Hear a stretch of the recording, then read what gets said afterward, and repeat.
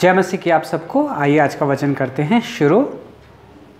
2 शमूएल 2 अध्याय और उसका पहली आयत मैं पढ़ूंगा। इसके बाद दावीद ने यहोवा से पूछा, क्या मैं यहूदा के प्रदेश में किसी नगर में जाऊं? यहोवा ने कहा, हाँ जा। दावीद ने फिर पूछा, किस नगर में जाऊं? उसने कहा, हेब्रोन में। पढ़े गए वचन पे प्रभु आशीष करे और हमसे बात करे। आइए हम प्रार्थना करते हैं। प्यारे प्रभु जी, धन्यवाद स्तुति और बड़ाई के साथ आपके चरणों में आके झुक जाके दंड प्रणाम करते हैं। समय दिया उसके लिए भी धन्यवाद देते हैं प्रभु जी। इतने दिन से प्रभु जी दावीद के बारे में ध्यान कर रहे थे प्रभु जी, उसके लिए भी धन्यवाद देते हैं प्रभु जी। आपने सहायता और मदद की प्रभु जी, उसके लिए भी धन्यवाद देते हैं प्रभु जी। इस वचनों के द्वारा प्रभु जी सबके जीवन में प्रभु जी आप आशीष करें प्रभु जी। उनके जो लोग ये वचन को सुने उनके जीवन में प्रभु जी एंकरेज और प्रभु जी विश्वास के साथ कैसा जीना है प्रभु जी आप उन्हें सिखाएं। उनकी सारी कमी घटियों को पूरा करें। जो लोग गिर गए हैं प्रभु जी विश्वास में, उन्हें उठाएं प्रभु जी। मैं भी प्रभु जी खड़ा हूँ प्रभु जी। मैं भी अपने ज्ञान और बुद्धि के साथ में पवित्र आत्मा से भर के प्रभु जी वचन को बोल सकूँ प्रभु जी। सहायता और मदद करें। आज के दिन के लिए प्रभु जी आपकी सहायता चाहते हैं प्रभु जी। वचन को 100 गुना फल लाने के लिए सहायता और मदद करें। प्रार्थना विनती को प्रभु यीशु मसीह के नाम से मांगते हैं, आमीन। 2 शमूएल 2 अध्याय और इसका 1 आयत मैं पढ़ूंगा। आज हम 2 शमूएल 2 अध्याय 1 से लेके 4 तक और 4 अध्याय को 5 अध्याय को हम लोग 1 से लेके 12 तक ध्यान करने वाले हैं। मेरे पास समय कम है इसलिए मैंने पूरा नहीं पढ़ा। आप इसे पूरी पढ़ सकते हो। यहाँ पे वचन में लिखा गया है, इसके बाद दावीद ने यहोवा से पूछा। और दावीद ने यहोवा से क्या पूछा कि मैं किसी यहूदी देश में वापस चले जाऊं या ना जाऊं? तो परमेश्वर यहोवा उसे कहते हैं कि जा। फिर से परमेश्वर को दूसरी बार पूछता है कि कौन से देश में जाऊं जहां पे मैं रहूं। है भाई और बहनों, यहां पे फिर परमेश्वर दावीद को कह रहे हैं हेब्रोन में जा। है भाई और बहनों, ये बात दावीद इसलिए परमेश्वर से पूछ रहा है क्योंकि वो अपने देश इज़राइल के देश यहूदियों को देश को छोड़ के वो पराये देश में चले गया था। वहाँ पे वो रह रहा था। वहाँ पे क्यों रह रहा था? क्योंकि दावीद ने सोचा था कि अगर मैं यहाँ अपने देश में रहूँगा तो एक ना एक दिन जो है मुझे शाऊल राजा ढूंढेगा और मार देगा। अगर मैं पराये देश में चले जाऊँगा तो मैं शायद बचा रहूँगा, वहाँ तक मेरा पीछा शाऊल राजा नहीं करेगा। इसीलिए दावीद अपने आप को बचाने के लिए अपने देश को छोड़ के वो चले गया था पराये देश में। है भाई और बहनों, वहाँ पे रहने के बाद 1.5 साल के बाद में उसे एक सुसमाचार मिलता है कि शाऊल राजा अब जो है मर चुका है। अब वो उसके बच्चे भी अब नहीं रहे हैं। अब कोई इज़राइल का राजा नहीं है। हे भाई और बहनों, ये समाचार जब दावीद को मिला, दावीद ने हम सब जानते हैं, पिछली बार हमने ध्यान किया था कि दावीद को जब ये सुसमाचार मिला, दावीद अपने कपड़े फाड़ के वो रो रहा है और सुबह से लेके शाम तक उसने कुछ भी नहीं खाया। इतना दुख हुआ उसे शाऊल की मौत के ऊपर। है भाई और बहनों, दावीद का मन ऐसा था कि शाऊल की जो लोथ को जो लोग लेके जाके फूंक दिए थे, गाड़ दिए थे, उनका भी वो सम्मान कर रहा है। है भाई और बहनों, वचन में लिखा हुआ है कि जिन जिन लोगों ने उसकी शाऊल की और उसके बेटे की लोथों को लेके जाके सम्मान किया, उसे गाड़ दिया, दावीद ने उन सब का शुक्रिया अदा किया कि तुम लोगों ने शाऊल राजे के लिए ये सब किया है। हे भाई और बहनों, सबसे बड़ा दुश्मन जो था दावीद का शाऊल था, लेकिन फिर भी उसकी मौत की खबर सुनने के बाद में भी दावीद जो है अपने कपड़े फाड़ के रोया। हे भाई और बहनों, जिन लोगों ने उसे मट्टी दी थी उनका भी वो शुक्रिया अदा कर रहा है कि आप लोगों ने बहुत अच्छा किया, परमेश्वर के चुने हुए और परमेश्वर के अभिषेक के साथ आप लोगों ने बहुत अच्छा किया। इससे आप सबको आशीष मिलेगी और तुम्हारे घर वालों को, बच्चों को, सबको वो दावीद जो है आशीष दे रहा है। हे भाई और बहनों, इस वचन के द्वारा परमेश्वर हमसे ये बात कर रहा है, अगर कोई परमेश्वर का चुना हुआ, अगर कोई परमेश्वर का अभिषेक किया हुआ, अगर कोई परमेश्वर ने जिसे चुना है अपने काम के लिए, अगर वो दुख या तकलीफ या कोई भी परेशानी में क्यों ना हो, अपनी फैमिली के साथ, या तो उसके दिन बुरे गुजर रहे हों या तो उसका मर चुका है, हमें इस वचन से हमें ये पता चलता है, अगर हम उस टाइम पे हम उन लोगों की सहायता और मदद करते हैं, इससे परमेश्वर जो है उन सबको आशीष देगा। चाहे उनका जीवन परमेश्वर के दासों का कैसा भी क्यों ना जीते हों, चाहे वो पूरे जीवित, जब तक वो जीवित थे उन लोगों ने परमेश्वर के विरोध में क्यों ना चल के काम किया हो, अगर हम उनकी सहायता, उनकी मदद करेंगे तो परमेश्वर जो है हमें आशीष देंगे। यहाँ पे उन लोगों ने, जिन लोगों ने शाऊल की मदद की, उसके बच्चे की लोथों को लेके जलाया और उनकी हड्डियों को मट्टी में गाड़ दिया, उन सबको नहीं पता था कि दावीद एक दिन उन्हें आशीष देने वाला है, लेकिन दावीद ने उन सबको आशीष दी, उन्हें ऐसी आशीष दी कि तुम हमेशा खुश रहोगे। हे भाई और बहनों, परमेश्वर आज हमसे इस वचन के द्वारा हमसे बात कर रहा है। हम लोगों में कई लोग होते हैं ऐसा सोचते हैं, अरे ये तो परमेश्वर का चुना हुआ था, दास था, आज इसकी मौत हो चुकी है, हमें इसकी मौत पे नहीं जाना चाहिए, हमें इसकी मदद नहीं करनी चाहिए, क्योंकि अपने जीवन भर इसने कोई भी अच्छा काम नहीं किया। लेता परमेश्वर का नाम था, लेकिन आज तक इसने कोई भी अच्छा काम नहीं किया। हे भाई और बहनों, ये सब हम लोग सोचते हैं, लेकिन भाई और बहनों, उसका जीवन कैसा भी क्यों ना हो, अगर उससे परमेश्वर ने चुना है, अगर उसका परमेश्वर ने अभिषेक किया है, तो अगर हम उसकी मदद करेंगे, हम उसकी सहायता करेंगे, तो परमेश्वर हमारे जीवन में भी ऐसी आशीष लेके आएगा। हे भाई और बहनों, हमारे घर के आस पड़ोस हम लोग कई लोगों को जानते हैं जो परमेश्वर के चुने हुए हैं, परमेश्वर के अभिषेक किए हुए लोग हैं। हे भाई और बहनों, उनकी मदद करना है करके हमें पता है, कभी कभी उनके बिहेव से, उनकी हरकतों से हमें उनकी मदद करने का दिल नहीं करता है। हे भाई और बहनों, हमें इन सारी चीज़ों को नज़रअंदाज करके हमें उन परमेश्वर के दास को, जो परमेश्वर का प्यार है, जो परमेश्वर ने हमें दिया था जब हमने उद्धार पाया था, प्रभु यीशु मसीह को ग्रहण करने के बाद जो हमारे अंदर एक आत्मा आई थी, प्यार करने वाली, क्षमा करने वाली, उस आत्मा को फिर से एक बार हमें जलाना है। हे भाई और बहनों, वचन में लिखा हुआ है कि आत्मा को ना बुझाओ, उसे हमेशा जलते रहना देना चाहिए। हे भाई और बहनों, ऐसा जीवन जो था दावीद का था। दावीद ने उन सबको आशीष दी जिन लोगों ने उनकी लोथों को गाड़ दिया था शाऊल राजा की। हे भाई और बहनों, यहाँ पे दावीद पराये देश में है दावीद, वहाँ से परमेश्वर को पूछ रहा है परमेश्वर, मैं अब पराये देश में 1.5 साल से रह रहा हूँ, क्या मैं किसी यहूदा के देश में चले जाऊँ? परमेश्वर कहते हैं हाँ, तू जा वहाँ पे।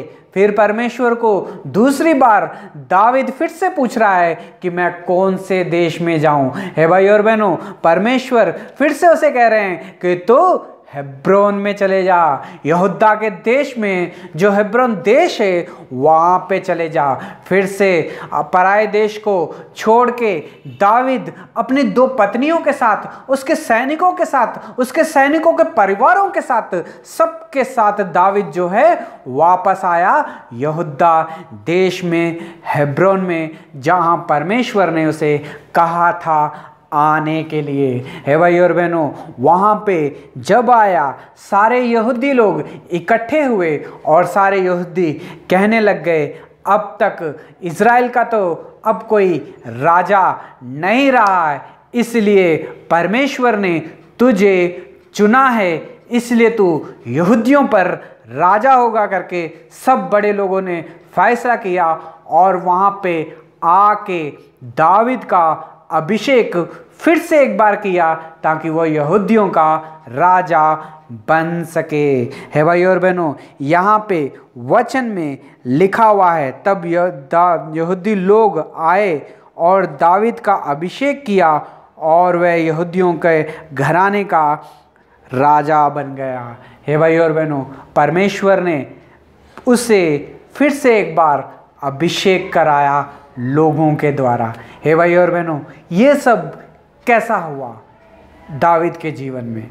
दाविद तो पराए देश में चले गया था, वहाँ जाके रह रहा था, वहाँ पे जाके बस गया था। उसने कभी सोचा भी नहीं होगा कि मेरा जीवन जो है ऐसा बदलेगा। उसने ये भी नहीं सोचा था कि शाऊल की शायद अचानक मौत हो जाएगी। हे भाई और बहनों, राजा बनना कोई आसान सा काम नहीं था।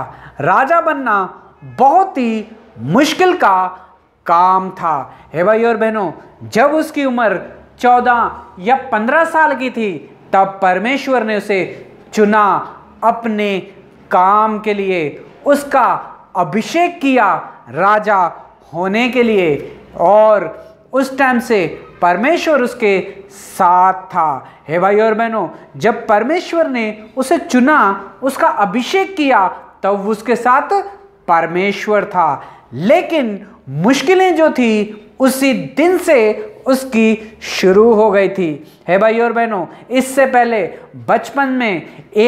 बचपन से पैदा होते और 14-15 साल अपने भाइयों के साथ रहा और अपने पिता के साथ रहा, तब तक वो भेड़ों का चरवाहा था। जब तक वो भेड़ों का चरवाहा था, उसका जीवन जो था आराम से गुजर रहा था। भेड़ों को चराता था, सुबह, दोपहर में, रात में खाना खाता था, आराम से सो जाता था। उसके जीवन में कुछ नहीं था, बस आराम ही आराम, आराम ही आराम था। हे भाई और बहनों, दाऊद का जीवन जो था कब बदला?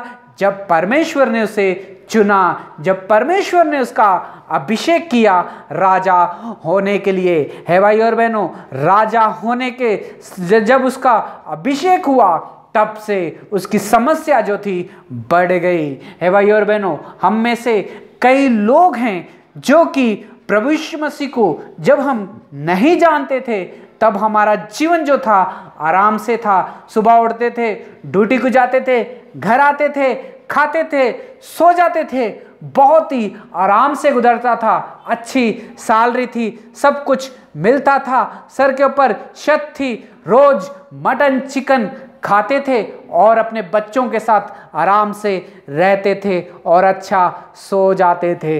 हे भाई और बहनों, कोई टेंशन ही नहीं था, अच्छी सैलरी हमारे जीवन में थी। हे भाई और बहनों, लेकिन एक ना एक दिन ऐसा आया कि परमेश्वर ने शायद आपको भी चुना, आपको भी बुलाया और आपको कहा मेरा काम करने के लिए आपने सब कुछ छोड़ दिया और परमेश्वर के काम के लिए आप लग गए। लेकिन जब आप परमेश्वर के काम में लग गए तब जितने भी आप सुख इतने साल तक भोगे थे, अच्छी सैलरी के साथ अच्छा सोते थे, अच्छा खाते थे, बच्चों के साथ प्यार से रहते थे, बच्चों की फीस को भरते थे, लेकिन इसके बाद में ये सारी चीज़ें जो है ख़त्म हो गई। तकलीफ के ऊपर तकलीफ, तकलीफ के ऊपर तकलीफ, मुश्किलों से बड़ी मुश्किल हमारे परिवार में मुश्किल, हमारे बच्चों से मुश्किल, हमारी मंडलियों से मुश्किल, हमारे घर के आस पड़ोस वालों के साथ मुश्किल, मुश्किलों से मुश्किल, जिस मंडली में जाके हम परमेश्वर का काम कर रहे थे वहां पे भी मुश्किलें जो है पैदा हो गई। हे भाई और बहनों, जब परमेश्वर ने आपको चुना नहीं था तब आपका जीवन बहुत ही अच्छा था, खाते थे, पीते थे, सोते थे, आराम से जीवन जो था बीत रहा था। लेकिन जब परमेश्वर ने आपको बुलाया, आप परमेश्वर के काम के लिए चले गए और दुख और तकलीफ़ों को आपने सहना शुरू कर दिया। हे भाई और बहनों, अगर आप भी दुख और तकलीफ़ों को सह रहे हैं परमेश्वर का काम करते हुए, तो भाई और बहनों एक बार दावीद को भी याद कर लो। दावीद का जब अभिषेक हुआ था तब से उसके जीवन में तो मुश्किलें शुरू हो गई थी।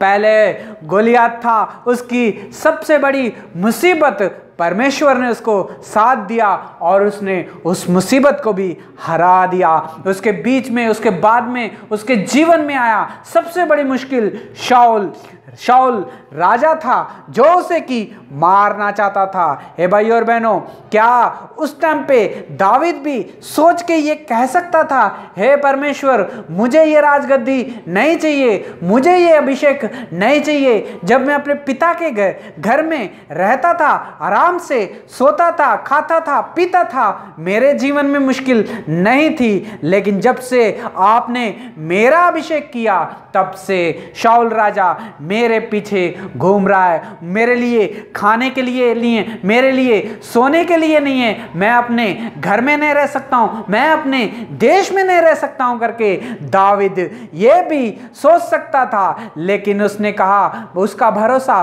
परमेश्वर के ऊपर था और उसने कहा कि मेरा परमेश्वर जब मेरे साथ है तो मुझे सारी मुश्किलों से बाहर निकालेगा। उसने पीछे कदम नहीं रखा, उसने और आगे वो विश्वास में बढ़ता गया। दुख और तकलीफें उसके साथ थी, लेकिन परमेश्वर उसे हर एक मुसीबत से उसे बाहर निकालते रहा। हे भाई और बहनों, परमेश्वर ने उसको चुना था, परमेश्वर ने उसका अभिषेक किया था राजा बनने के लिए। लेकिन राजा बनने का सफर जो था आसान नहीं था। 14 और 15 साल के बीच में उसे जंगलों में गुजरना पड़ा, दुख और तकलीफों को सहना पड़ा, अपनी पत्नी से दूर होना पड़ा। खाने के लिए कुछ नहीं था, पीने के लिए कुछ नहीं था, पहनने के लिए कुछ नहीं था, सारा का सारा उसने सह लिया दुख और तकलीफ। जो आखिरी वक्त तक विश्वास करेगा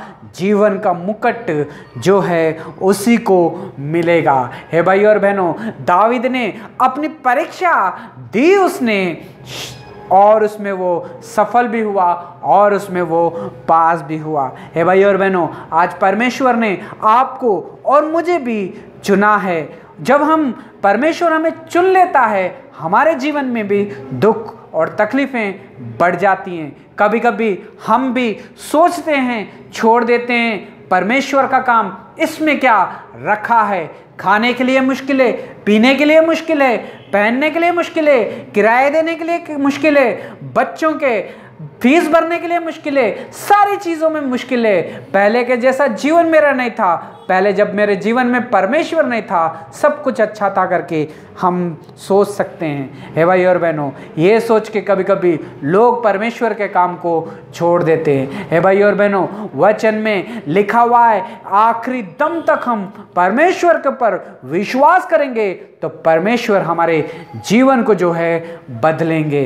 हे भाई और बहनों, दावीद ने भी विश्वास दिखाया, पराए देश में जाके रहने लग गया। ना ही उसने कोई गलती की थी, ना ही कोई पाप किया था, ना ही किसी चीज़ का लालच किया था। सिर्फ एक काम हुआ था उसके साथ, उसे परमेश्वर ने चुना था, परमेश्वर ने उसका अभिषेक किया था।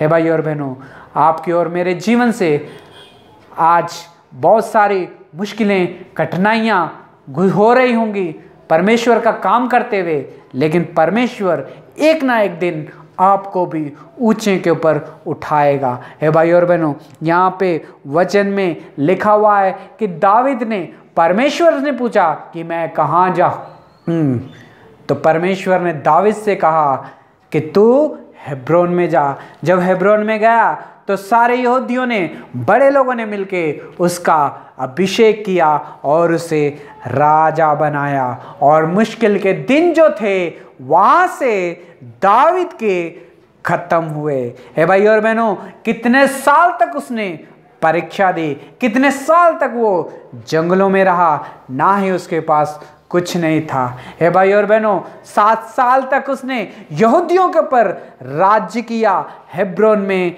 रह के।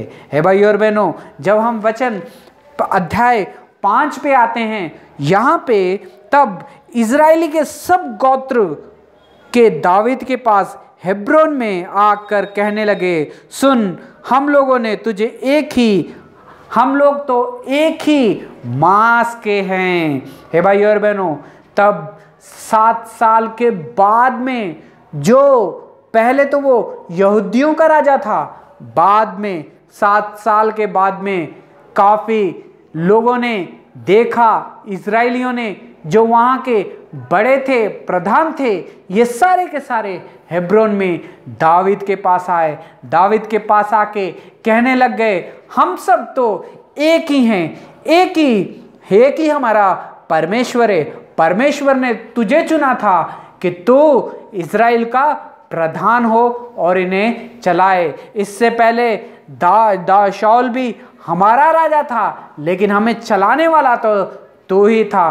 परमेश्वर ने तेरा अभिषेक किया है। इसलिए उस दिन सारे इजरायली लोग मिल के आए दाऊद के पास और उससे कहा कि आज से तू इजरायलियों का भी राजा बनेगा। हे भाई और बहनों, उस दिन उसका फिर से एक दाऊद का इजरायलियों ने भी अभिषेक किया कि आज से यहूदियों का और इजरायलियों का और सारे देश का एक ही एक राजा हुआ। वो था दाऊद राजा। हे भाई और बहनों, कितने मुश्किल, कितने तकलीफ के बाद में दाऊद के जीवन में खुशी का दिन आया। है भाई और बहनों, वचन में लिखा हुआ है कि दाऊद 7.5 साल तक हेब्रोन में उसने राज्य किया और उसके बाद में 33 वर्ष, मतलब यानी कि 37 ईयर्स तक उसने इजरायलियों पे राज किया। यानी कि इजराइल तो दाऊद का राज्य का जो समय था 40 साल तक वो राज्य करते रहा। हे भाई और बहनों, 14 और 15 साल उसने परमेश्वर के लिए मुश्किलें, मुसीबत उठाई, लेकिन 40 साल तक परमेश्वर ने उसे राजा बना के रखा और उसके जीवन को आराम से बीतने दिया। हे भाई और बहनों, उसके लिए लोगों ने घर बनाया रहने के लिए। हे भाई और बहनों, जब वो परीक्षा का समय था तब उसके पास ना ही घर था, सोने के लिए बिस्तर था, कपड़े था, कुछ भी नहीं था। वहाँ यहाँ जंगलों में भटक रहा था उसकी परीक्षा के समय में, लेकिन वो परीक्षा के समय में विश्वास योग्य परमेश्वर के ऊपर बना रहा। इसलिए परमेश्वर ने उसके लिए एक घर को बनवाया और वो घर में आके रहने लगा। 40 साल तक दाऊद उसी घर में बना रहा।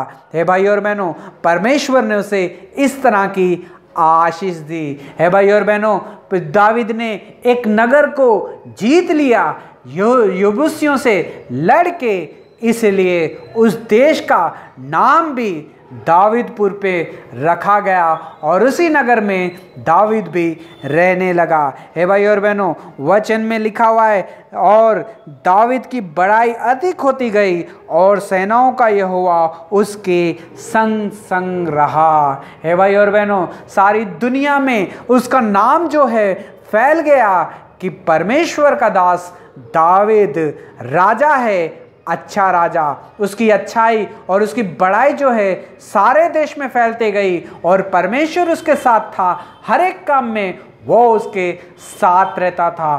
क्यों दाऊद के साथ हर एक मुश्किल में, हर एक घड़ी में परमेश्वर रहता था? क्योंकि उसने अपनी परीक्षा में वो फेल नहीं हुआ था, वो पास हुआ था। इसलिए परमेश्वर ने उसे अच्छा घर दिया और आशीष दी। हे भाई और बहनों, आपका और मेरा जीवन कैसा है?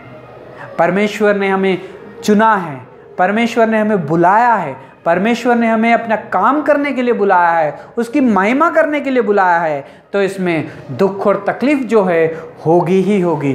थोड़े दिन के लिए होगी, कुछ सालों के लिए होगी, लेकिन भाई और बहनों, ये दुख और तकलीफ़ों को अगर सह के, मुसीबत को सह के अगर हम आगे बढ़ेंगे तो परमेश्वर आपके और मेरे जीवन में भी वैसी ही आशीष लेके आएगा जैसे कि दावीद के जीवन में थी। हे भाई और बहनों, पहले कोई उसके पास नहीं आता था, यहूदी आए, राजा बना दिया, इजरायली आए, उन्होंने भी कहा हमारा भी राजा आज से तो ही बन। हे भाई और बहनों, आपको सारे अधिकार परमेश्वर देगा जो आपने खो दिए हैं। हे भाई और बहनों, अगर परमेश्वर ने आपको चुना है, अगर परमेश्वर ने आपका अभिषेक किया है, तो भाई और बहनों, दुख और तकलीफ़ों में हमें गुजरना ही होगा, परीक्षा को पास करना ही होगा। शैतान हमें गिराने की कोशिश करेगा, फाड़ खाने की कोशिश करेगा कि पीछे चले जाए, लेकिन भाई और बहनों, परमेश्वर के ऊपर विश्वास रखना, यीशु मसीह के ऊपर विश्वास करना है। जैसा विश्वास दावीद ने परमेश्वर के ऊपर रखा था, हमें भी वैसे ही रखा रहा है भाई और बहनों। अगर ये विश्वास हम भी रखेंगे तो परमेश्वर हमारी भी एक ना एक दिन बढ़ाई करेगा, हमारे लिए भी घर मिलेगा, हमारे जीवन में भी आशीष मिलेगी। है भाई और बहनों, इस वचन के द्वारा परमेश्वर हमसे बात कर रहा है। आपका और मेरा जीवन कैसा है, आपका और मेरा विश्वास कैसा है। जब परीक्षा की घड़ी आती है तो हम क्या करते हैं, हमारे जीवन में हम क्या करते हैं, गिरते हैं या आगे बढ़ते हैं। है भाई और बहनों, दावीद वापस हेब्रोन में आया, तब उसने यरूशलेम में आके राज्य करने लग गया। वहाँ पे आके उसने और शादियाँ की और रखेलियों को रख लिया। है भाई और बहनों, इस तरह का दावीद का जीवन था। है भाई और बहनों, वहाँ पे आके उसने और शादियाँ कर ली। इसका मतलब ये नहीं है कि हमें भी ये सब करना है। परमेश्वर इस वचन से हम सबको आशीष दे। परमेश्वर इस वचन से हमें, जितने भी परमेश्वर के दास चुने हुए हैं, सबको परीक्षा में स्थिर रखे।